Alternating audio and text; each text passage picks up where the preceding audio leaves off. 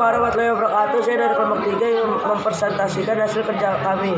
Saya Muhammad Ali Raja. Dan saya Muhammad Azrul Farhan Firdaus. Pertama dalam presentasi ini, 1. Praktik-praktik kerja yang aman.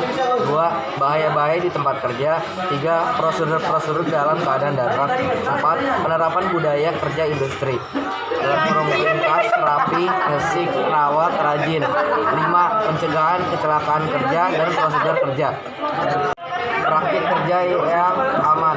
1. Staff training. Satu-satunya cara untuk dapat mengurangi kecelakaan kerja adalah dengan terus-menerus memberikan penyuluhan atau program training terhadap semua pekerja.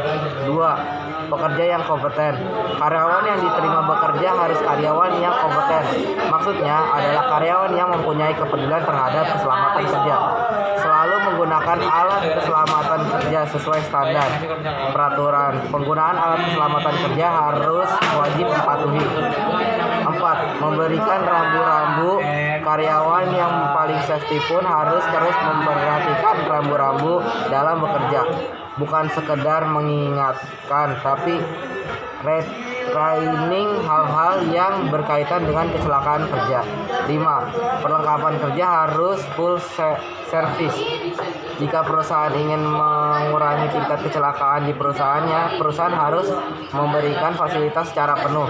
Contoh, memberikan sepatu safety dan yang berkualitas, memberikan jaket safety yang berkualitas, memberikan helmet yang berkualitas, dan lain-lain.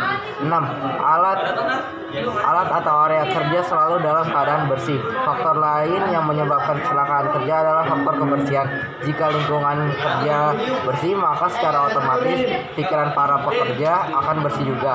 Hal ini sangat berkaitan jika kita kaitkan ke faktor psikologis. 7. Berikan reward kepada karyawan. Perusahaan sebaiknya selalu memberikan penghargaan kepada karyawan-karyawan yang rajin dan selalu mematuhi aturan keselamatan kerja agar dapat memicu semangat dalam menjaga dan peduli terhadap keselamatan kerja bagi karyawan yang lain. Bahaya di tempat kerja. Berikut contoh-contohnya. Yang pertama, bahaya kerja ergonomi. Bagi Anda yang berkecimpung di dunia kerja berkaitan dengan gadget, maka ada bahaya yang perlu diwaspadai. Risiko kerja ergonomi ini akan dialami bagi Anda yang banyak menghabiskan waktu di depan layar komputer. Yang kedua, bahkan bahaya bekerja pada sektor kimia. Bagi Anda yang berkecimpung di lingkungan dengan zat kimia berbahaya dan beracun, maka tidak luput dari risiko kecelakaan kerja. Contoh bahaya di tempat kerja yang bisa Anda alami meliputi reaksi alergi di kulit, mata, hingga keluhan medis pada bagian pernapasan. Bahaya kerja biologi.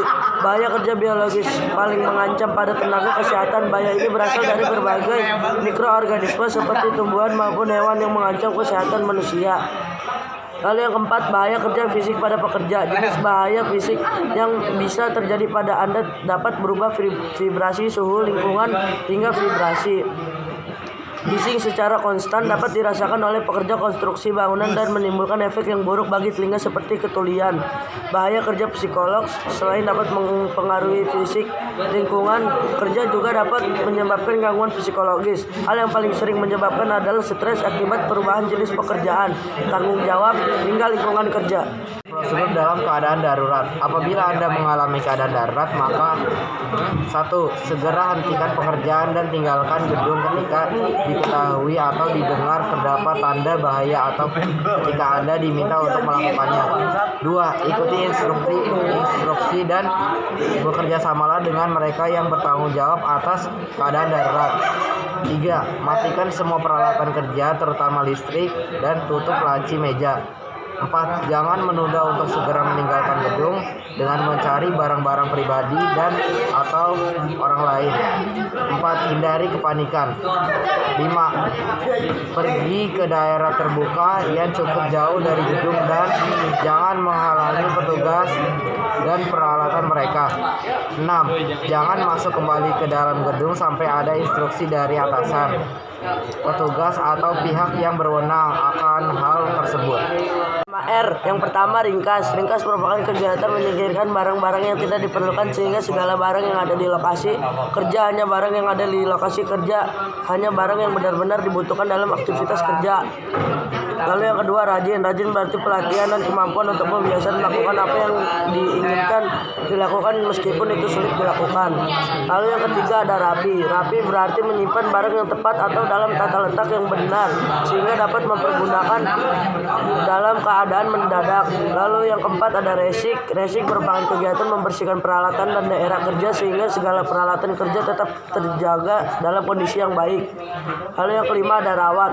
Rawat berarti pemantapan terus-menerus dan secara berulang-ulang, memelihara 3 prinsip sebelumnya yaitu ringkas atau pemilihan, rapi atau penataan, dan resik atau pembersihannya. Pencegahan kecelakaan kerja. Upaya pencegahan kecelakaan kerja melalui pengendalian bahaya di tempat kerja, pemantauan dan pengendalian kondisi tidak aman di tempat kerja. Prosedur kerja. Prosedur kerja adalah tahapan yang berurutan dengan tujuan agar suatu aktivitas yang dikerjakan dapat berjalan lancar.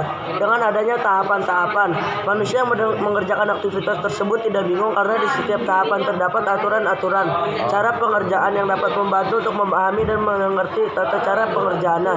Standar operasional prosedur atau biasa disebut OP atau disebut SOP adalah sekumpulan prosedur operasional yang digunakan sebagai pedoman dalam perusahaan untuk memastikan langkah kerja setiap anggota telah berjalan secara efektif dan konsisten serta memenuhi standar dan sistematika. Ini dari kelompok K3. Kurang lebihnya mohon maaf. Wassalamualaikum warahmatullahi wabarakatuh.